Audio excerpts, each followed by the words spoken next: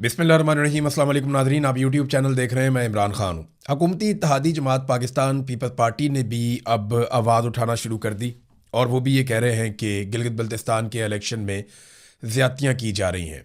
देखें, वो चीज़ों को रिकॉर्ड पे रखना चाहते हैं। मैंने इससे पहले आपको दिखाया था और ये आप दोबारा देख लीजिए तस्वीर।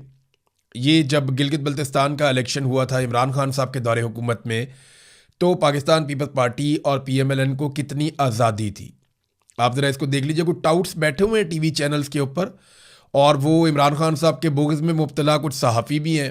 वो बेचारे ये कहते रहते हैं कि इमरान खान साहब के दौर में इमरान खान साहब को फ्री हैंड था और पीपल्स पार्टी और PMLN जो है वो बंधे हुए थे, तो वही कुछ आज हो रहा है, कुछ भी तब्दील नहीं हुआ। वो इस तरह के आपको कहानियाँ और ऐसे चूरन आपको बेचते हैं। लेकिन हक़ाइक़ ये हैं कि इमरान खान साहब के दौरे हुकूमत में लगभग सारे ज़िमनी इलेक्शन इमरान खान साहब हार गए थे। अगर वो अपनी ताकत इस्तेमाल करते या हुकूमती वसाइल इस्तेमाल करते या एस्टेब्लिशमेंट के साथ मिलकर दो नंबरी करते, तो इमरान खान साहब वो ज़िमनी इलेक्शन जीत सकते थे। लेकिन इमरान खान साहब ने ज़िमनी इंतखाबात पे असरअंदाज होने की कोशिश नहीं की। ना ही वो गिलगित बल्तिस्तान और कश्मीर के जो इंतखाबात हैं उसके ऊपर असरअंदाज हुए। नॉर्मली वहाँ पे हुकूमतें जीत जाती हैं, लेकिन अब मिलिट्री एस्टेब्लिशमेंट की बेजा मुदाखलत की वजह से इस इलेक्शन में सूरत हाल थोड़ी सी मुख्तलिफ है। ये गिलगित बल्तिस्तान में जब पिछली मरतबा इलेक्शन हुए इमरान खान साहब के दौरे हुकूमत में, तो मरियम नवाज़ और बिलावल देखें कैसे कुल्ले फिर रहे थे। वहाँ पे फैंसी ड्रेस शो चल रहा था, फुल इंजॉयमेंट चल रही थी, पूरा प्रोटोकॉल मिल रहा था। लेकिन आज पाकिस्तान तहरीक इंसाफ के साथ क्या हो रहा है, ये जो सहाफ़ी, दानिश्वर या टाउट्स, ये जो लोग भी इसको एक साथ दिखाने की कोशिश करते हैं ना कि जनाब जो पीपल्स पार्टी और PMLN के साथ हुआ वही आज PTI के साथ हो रहा है गिलगित बल्तिस्तान के इलेक्शन में या कश्मीर के इलेक्शन में, ये आपको धोखा दे रहे हैं और ये मुनाफकत कर रहे हैं। ऐसा नहीं था। कम से कम कंपेन करने की इजाज़त थी, जाने आने की इजाज़त थी, रास्ते खुले हुए थे, वो अपनी तकरीर कर सकते थे, अपने झंडे उठा सकते थे, वो अपना काम कर सकते थे। जो उनकी पॉलिटिक्स है उन्होंने अपने मुताबिक की। लेकिन इमरान खान साहब की पार्टी को उन सारी चीज़ों की भी इजाज़त नहीं है। मैं फिर आपको याद दिलाऊं कि इमरान खान साहब अपने दौरे हुकूमत में तमाम ज़िमनी इंतखाबात हार रहे थे और वो अगर असरअंदाज होते तो उन ज़िमनी इंतखाबात को जीतना किसी भी हुकूमत के लिए कोई मुश्किल काम नहीं होता। आजकल आप देख भी रहे हैं कि इंतहाई गैर मकबूल होने के बावजूद मौजूदा हुक्मरान अपने ज़िमनी इंतखाबात में कैसे फार्म 47 हासिल कर लेते हैं। अब पीपल्स पार्टी भी बोलना शुरू हो गई। उन्होंने कहा जी जो पंजाब पुलिस तैनात की गई है गिलगित बल्तिस्तान के इलेक्शन में, इससे मकामी लोगों को तहफ़्फ़ुज़ात हैं। वो ये सोचने पे मजबूर है कि हमारे साथ ज़्यादती क्यों हो रही है और हमारा हक क्यों छीना जा रहा है। लोग सवालात उठा रहे हैं।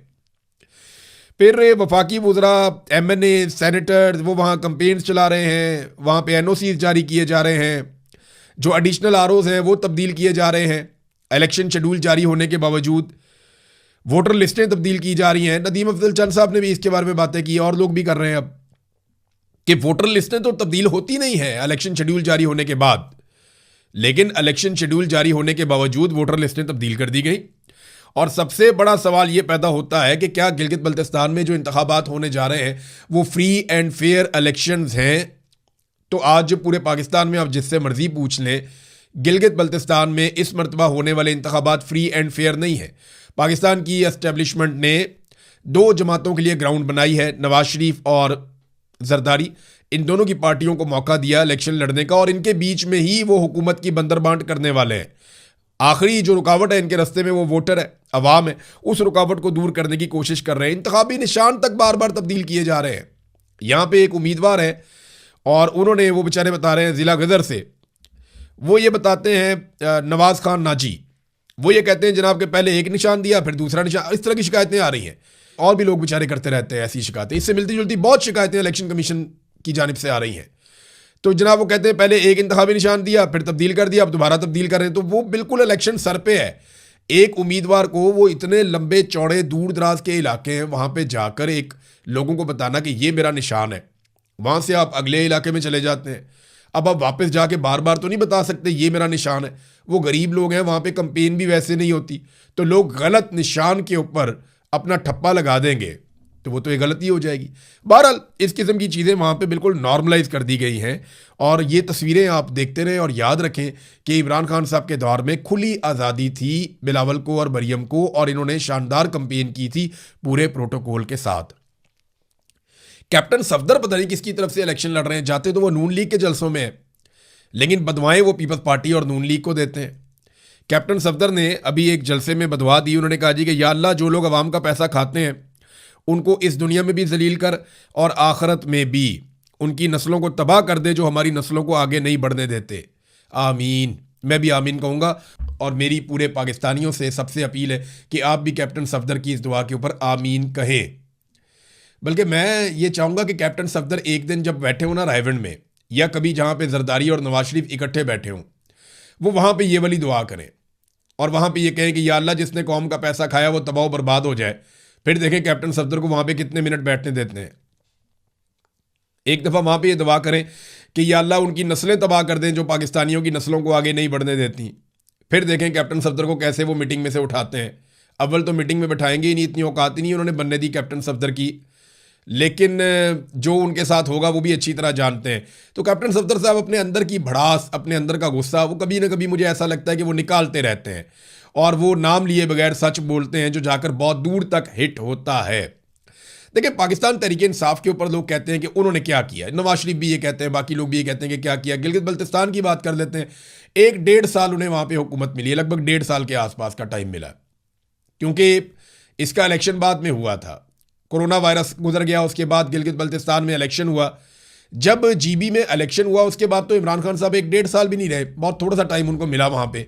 उसके बाद एक ऐसा वक्त शुरू हो गया जिसमें कोई काम ही नहीं हो पा रहा था, पूरी की पूरी एस्टेब्लिशमेंट खिलाफ हो गई थी, फंड रोक दिए गए थे, वजीर आला को, वहाँ का जो वजीर आला था खालिद खुर्शीद, उसको दीवार के साथ लगाया जा रहा था। लेकिन जब तक इमरान खान साहब थे उनको थोड़ा सा वक्त मिला तो उसमें उन्होंने स्कर्दू एयरपोर्ट को इंटरनेशनल फ्लाइट के लिए खुलवाया, उसको अपग्रेड किया। फिर स्कर्दू और गिलगित को सियाहत का मरकज़ बनाया और सरमायाकारी वहाँ पे मुतारफ़ करवाई इमरान खान साहब ने, ये मुजम्मल असलम साहब बता रहे हैं। फिर कहते हैं बिलियन ट्री सुनामी का मरकज़ और माहौलियात पर वहाँ बहुत काम किया इमरान खान साहब के दौर में। फिर वहाँ पे सेहत कार्ड दिया गया जो एक बहुत बड़ी अचीवमेंट थी पाकिस्तान तहरीक इंसाफ की है इमरान खान साहब की। फिर बादशाह डैम पर तेज़ी से काम किया गया और लोगों को लैंड सेटलमेंट की अदायगियाँ भी की गई, और ये काम रजीम चेंज ऑपरेशन यानी इमरान खान साहब जब तक हुकूमत में थे तब तक इमरान खान साहब ने किए। अब उसके बाद से लोग पता कर लेना कि मार्च 2022 के बाद से लेकर अब तक गिलगित बल्तिस्तान के लोगों को क्या मिला। मुझे नहीं लगता कि गिलगित बल्तिस्तान के लोगों को कुछ मिला। हाँ, उससे पहले भी कुछ प्रोजेक्ट हो सकते हैं, लेकिन रजीम चेंज ऑपरेशन के बाद से अब तक कोई तरक्की पाकिस्तान के अंदर नहीं हुई, कोई मंसूबा पाकिस्तान के अंदर नहीं बना, बिल्कुल ज़ीरो कारकर्दगी है इनकी रजीम चेंज ऑपरेशन के बाद से लेकर अब तक। यही शिकवा जो है वो हमारे जो लोग महरूम हैं, जिन इलाकों में महरूमियाँ ज़्यादा हैं वहाँ ये शिकवे ज़्यादा किए जाते हैं, जैसे कि आज़ाद कश्मीर। अब आज़ाद कश्मीर के अंदर नाज़रीन शेड्यूल आ गया है जॉइंट अवामी एक्शन कमेटी का, ये शेड्यूल मैं आपके सामने रख देता हूँ और ये मैप भी है मेरे पास, ये नक्शा है पूरे आज़ाद कश्मीर का, ये ग्रीन कलर का, इसके उस तरफ जो है वो मकबूजा कश्मीर है और इस तरफ जो है वो पाकिस्तान आपको दिखाई दे रहा है जहाँ पे इस्लामाबाद लिखा हुआ है, और जहाँ श्रीनगर लिखा हुआ है वहाँ मकबूजा कश्मीर है। तो ये थोड़ा सा हिस्सा आज़ाद कश्मीर का हमारे पास मौजूद है और एक बारीक पट्टी है ये सिर्फ, तो इतना ही हम ले पाए इतने सालों में। तो अब यहाँ पे आप नक्शा देखें तो नीचे से ऊपर की तरफ आप जाएं तो नीचे भिम्बर है, उसके बाद मीरपुर है, फिर ऊपर कोटली आ जाता है, कोटली के बाद आप मज़ीद ऊपर जाएं तो रावलाकोट, बाग और फिर मुजफ्फराबाद। तो इसी नक्शे के हिसाब से मैप बनाया गया है अवामी एहतजाज का, लॉन्ग मार्च का, जो 9 जून को होने जा रहा है, उसका शेड्यूल जारी किया गया। 9 जून को भिम्बर और मीरपुर से लॉन्ग मार्च का आगाज़ होगा, काफिले कोटली पहुंचेंगे और काफ़ी लेट पहुंचेंगे और वहाँ पे फिर उनका पड़ाव होगा। 10 जून को पूरा कोटली का जो ज़िला है, मीरपुर डिवीज़न रावलाकोट की तरफ आएंगे। ये सारे नीचे से जो बढ़ते हुए आ रहे हैं ये इकट्ठे होंगे, यहाँ से मज़ीद लोग शामिल होंगे और ये रावलाकोट की तरफ आएंगे। फिर पुंछ डिवीज़न, हमारे पुंछ डिवीज़न के काफिले बाग और हल्का मुजाहिदाबाद को छोड़कर रास्ते में मिलेंगे, यानी वो यहाँ पे आके शामिल हो जाएंगे। फिर रावलाकोट आमद, यहाँ पे वो ये बताते हैं, ये सरदार उमर नज़ीर साहब ने जारी की है ये इन्फॉर्मेशन। वो कहते हैं पूरा पुंछ डिवीज़न के तमाम काफिले रावलाकोट पहुँचेंगे और रावलाकोट में ये सारा का सारा मजमा इकट्ठा हो जाएगा। जॉइंट अवामी एक्शन कमेटी जो है उसके लोग आकर इकट्ठे हो जाएंगे रावलाकोट में और रावलाकोट से मीरपुर डिवीजन, पुंछ डिवीजन, ये सारे इकट्ठे होकर आगे का रुख करेंगे और एक साथ मुजफ्फराबाद की तरफ बढ़ेंगे।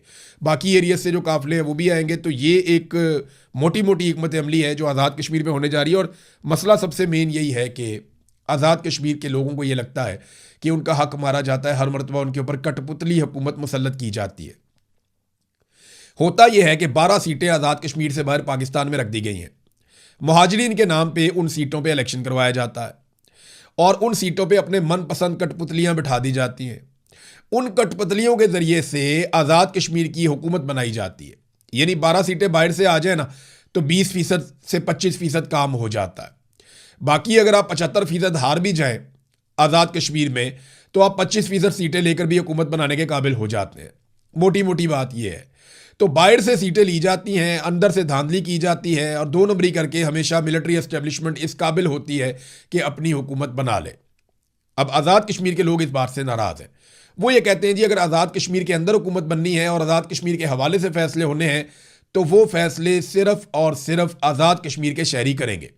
हाँ, अगर आपने कोई सिंबॉलिकली कोई सीटें रखनी है तो आप इलेक्शन लड़वाएं, सीटें बनाएं, लेकिन आज़ाद कश्मीर की हुकूमत बनने में या गिरने में इन बाहर वालों का वोट काउंट नहीं होना चाहिए।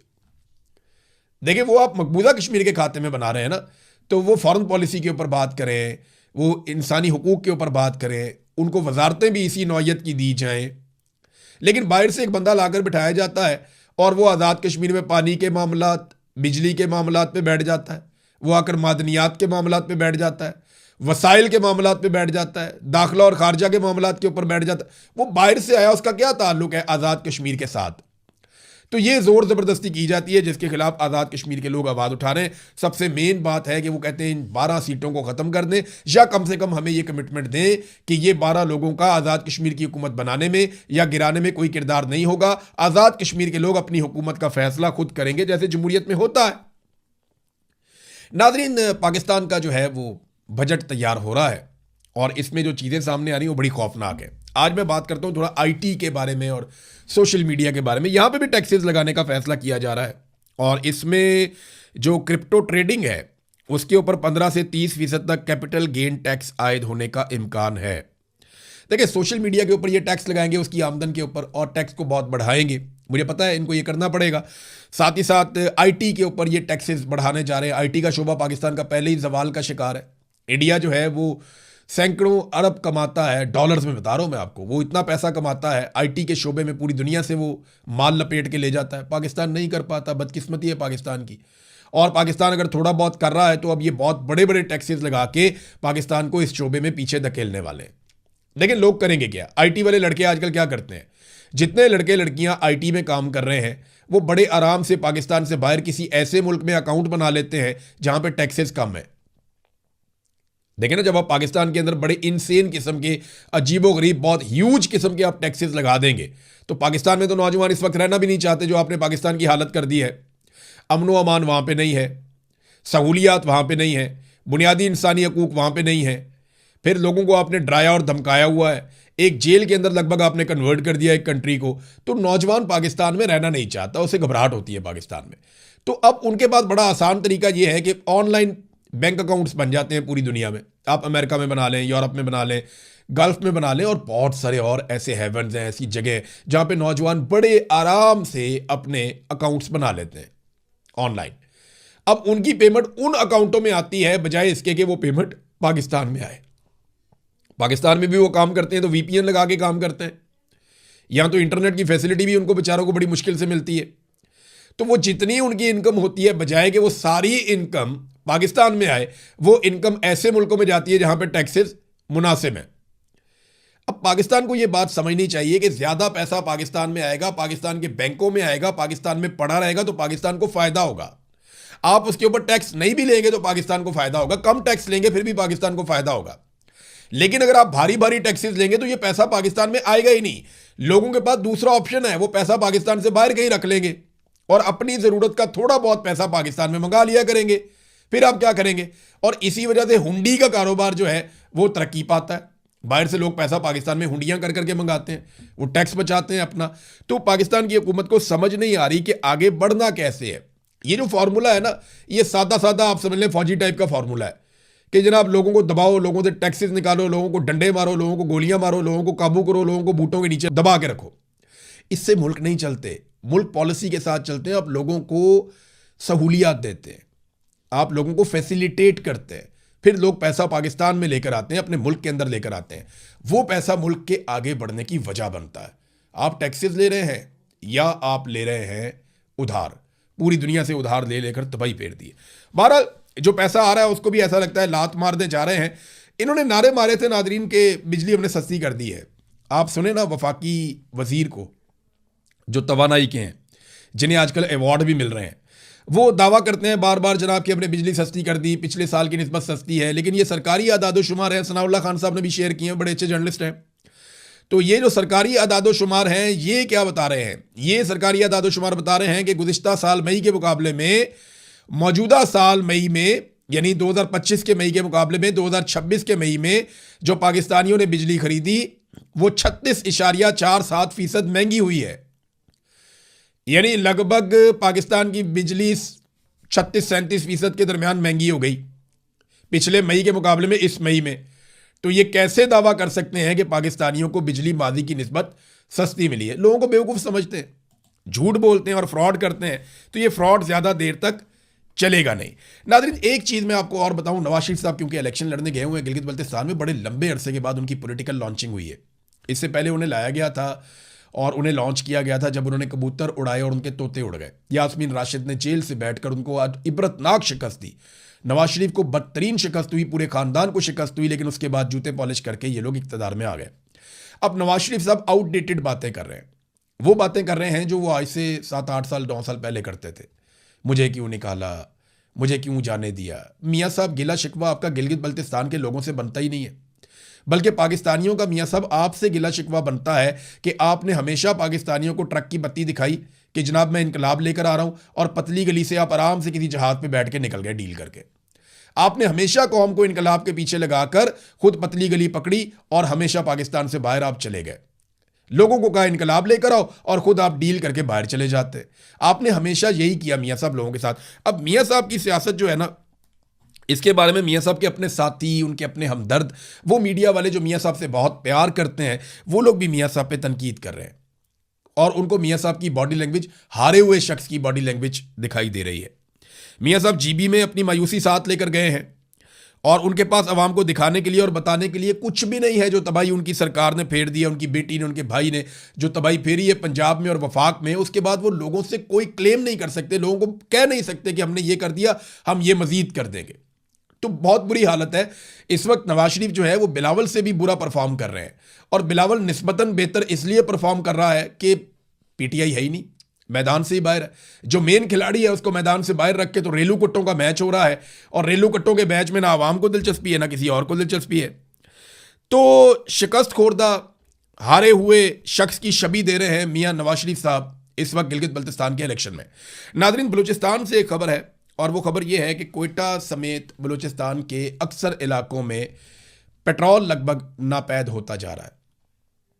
कई एरिया से ये रिपोर्ट हुआ कि 550 रुपये लीटर तक भी लोग पेट्रोल ख़रीदने पर मजबूर हुए। ईरानी पेट्रोल जो पहले दस्तयाब होता था, स्मगल होकर आ जाता था बॉर्डर से, वो भी अब बलूचिस्तान में दस्तयाब नहीं है। और कई इलाकों के बारे में लिखा हुआ है, कहीं पे 380 रुपये का लीटर वो भी नहीं मिल रहा, कहीं पे जो है वो कीमत पहुंची है 400, वो भी नहीं मिल रही, 500 रुपये इससे ज़्यादा कीमत पर भी पेट्रोल कई जगह पे नहीं मिल रहा। बहुत किल्लत हो गई है बलूचिस्तान में पेट्रोल की, और इसके लिए भी रिस्पॉन्सिबल पाकिस्तान की हुकूमत है, कोई और तो है नहीं। और दूसरा, कोयटा के अंदर अचानक से जो है वो इंटरनेट सर्विसेज जो है बंद हो गई हैं और मोबाइल बंद हो गया है। अच्छा, मोबाइल बंद करके ना पाकिस्तान के सिक्योरिटी इदारे ये समझते हैं कि उन्होंने दहशतगर्दी को रोक दिया है। मोबाइल फ़ोन बंद करके उन्हें लगता है नहीं, मोबाइल फ़ोन इस्तेमाल करते हैं दहशतगर्द। क्या पाकिस्तानी बेवकूफ़ है, या दहशतगर्द जो है वो पिछली सदी में रह रहे हैं? भाई वो सैटेलाइट फ़ोन्स इस्तेमाल करते हैं, उनके पास बेहतरीन कनेक्शंस हैं, उनके सपोर्टर्स उनके साथ मौजूद हैं, उनके पास फंडिंग है, उनके पास पैसा है। आप उनका मुकाबला नहीं कर पा रहे, आप आवाम के लिए इंटरनेट और मोबाइल फ़ोन बंद कर देते हैं। दहशतगर्द जदीद सिस्टम इस्तेमाल करते हैं, और ये बात मैं नहीं कह रहा, ये पाकिस्तान की इंटेलिजेंस एजेंसियाँ खुद बताती रही हैं कि दहशतगर्दों के पास जदीद कम्युनिकेशन के ज़राए हैं।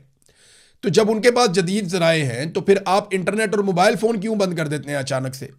लोगों को तकलीफ में क्यों मुब्तला करते हैं? ये सिर्फ नालायकी और नाअहली है और उसको छुपाने का एक तरीक़ाकार है कि जनाब हम दहशतगर्दी रोकने के लिए बड़ी कोशिश कर रहे हैं।